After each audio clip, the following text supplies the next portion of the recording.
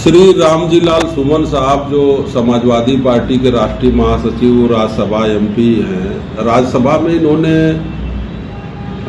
औरंगजेब को लेकर और राणा सांगा को लेकर के इन्होंने जो राज्यसभा में बोला कि इस देश में तय हो जाना चाहिए कि देश के लोग औरंगजेब के साथ खड़े हैं कि राणा सांगा के साथ खड़े हैं।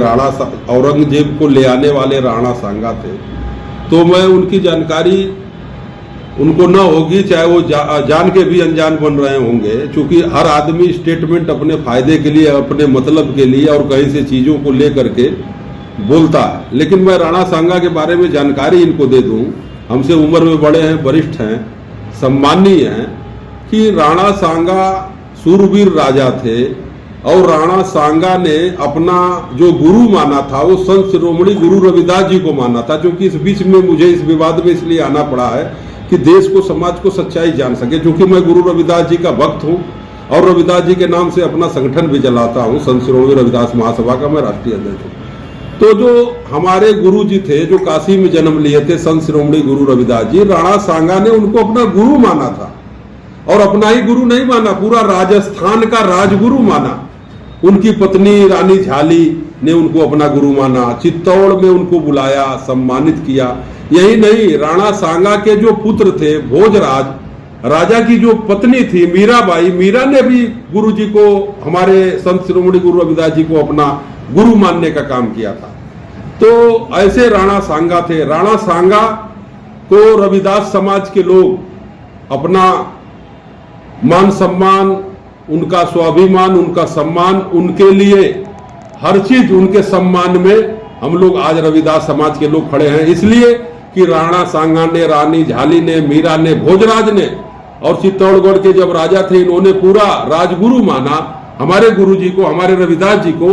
तो हमारे लिए राणा सांगा सम्माननीय है, हमारे लिए आदरणीय है। और इस देश में तो देश ने तय कर लिया है कि हम औरंगजेब के साथ नहीं है, बाबर के साथ नहीं है, हुमायूं के साथ नहीं है।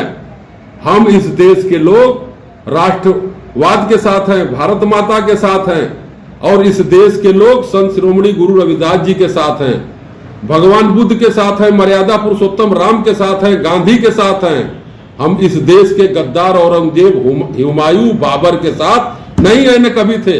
मुगलों के 650-7 साल के इतिहास में कभी भी अनुसूचित जाति का किसी भी व्यक्ति को या किसी भी समाज को इन्होंने सम्मान देने का काम नहीं किया।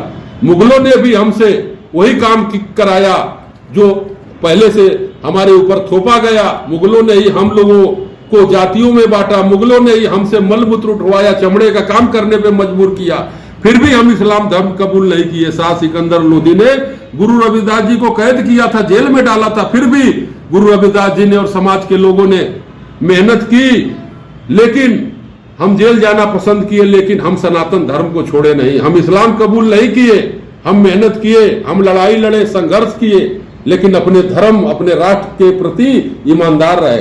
तो हमसे क्या लेना देना औरंगजेब से, बाबर से या हुमायूं से? ये देश के गद्दार हैं। बाबर, हुमायूं, अंग्रेजों ने कौन सा अनुसूचित जाति के लिए स्कूल खोल दिया, अस्पताल बना दिया, मंदिर बनवा दिया?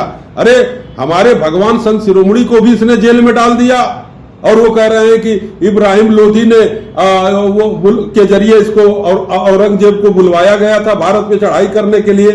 तो श्री रामजी लाल सुमन साहब समाजवादी पार्टी जब से बनी है तब से सपा में केंद्रीय मंत्री रहे, स्वर्गीय मुलायम सिंह यादव के साथ हाथरस से कई बार सांसद भी रहे, केंद्रीय मंत्री रहे।